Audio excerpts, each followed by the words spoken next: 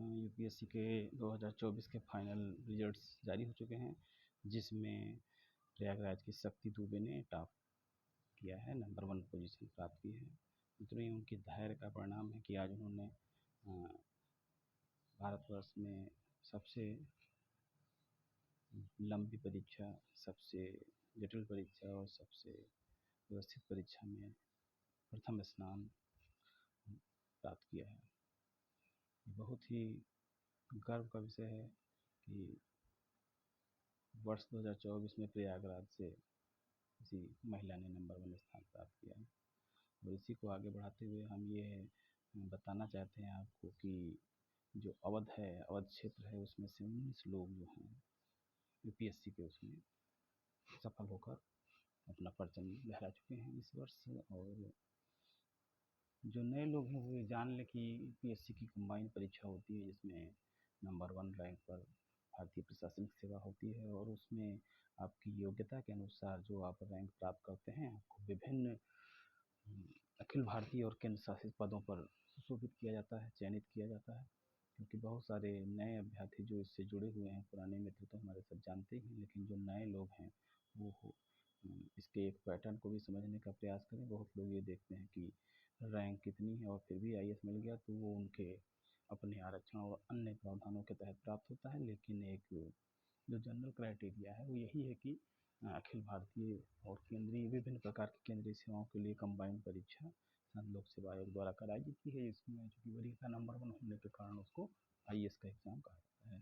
तो इस तरीके से इस अंतिम परिणाम जो कल जारी हुआ है उसको आज हम यहाँ पर चर्चा कर रहे हैं। इसमें बहुत सारी चीज़ें ऐसी हैं जो आप देखेंगे तो आपको प्रेरणा प्रदान करेंगी। 1000 से अधिक लोग सफल हुए हैं इस वर्ष। 9 लाख के आसपास लोग आवेदन किए थे, 5 लाख के आसपास लोग परीक्षा में शामिल हुए और 14,000 लोग मुख्य परीक्षा के लिए शामिल हुए, जिसमें 2000 समथिंग जो है आपके साक्षात्कार के लिए। इस तरीके से त्रिस्तरीय परीक्षा है, बहुत जटिल परीक्षा है, किसी भी स्तर पर निराश नहीं होना चाहिए। ये देखने से इस बार के परिणाम से स्पष्ट है कि जो पिछले वर्ष कुछ अंकों से चूक गई थी वो आज भारत के नंबर 1 स्थान पर, नंबर 1 पोजीशन पर आ गई हैं।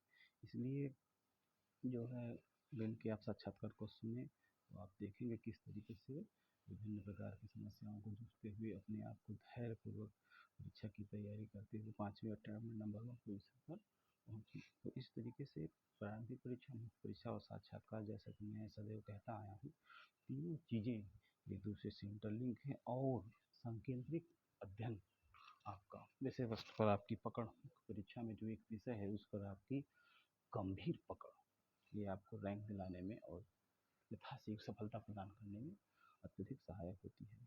यद्यपि पीसीएस की परीक्षा में, मुख्य परीक्षा में विषय, एक जो विषय होता है, सब्जेक्ट होता है, ऑप्शनल होता है, उसको हटा दिया गया है, लेकिन सब लोक सेवा आयोग में अभी भी विषय बना हुआ है। एक सब्जेक्ट आपको ऑप्शनल लेना पड़ता है और आप देखेंगे जो छात्र सफल हुए उनकी ऑप्शनल पर उनकी पकड़ बहुत ही गहरी है। उन्होंने एक और स्टेटमेंट अपना जनरल दिया है जो कि कई जगह वायरल है कि सिर्फ किताबें पढ़ने से नहीं होती सिविल सेवा की तैयारी।